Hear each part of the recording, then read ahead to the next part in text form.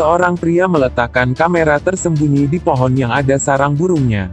Ia meletakkan kamera tersebut untuk memantau proses pengeraman telur burung hingga menetas. Induk telur burung tersebut tidak selalu mengerami telur. Beberapa kali induk burung pergi meninggalkan sarangnya. Kegiatan tersebut rutin dilakukan induk burung. Namun kejadian mengerikan terjadi ketika induk burung baru saja pergi meninggalkan telur-telurnya. Ada seekor makhluk yang tidak diundang tiba-tiba muncul. Ya, seekor ular tiba-tiba muncul dari balik sarang dan apa yang dilakukannya sungguh mengejutkan. Ia menelan semua telur tersebut yang jumlahnya ada 4 buah.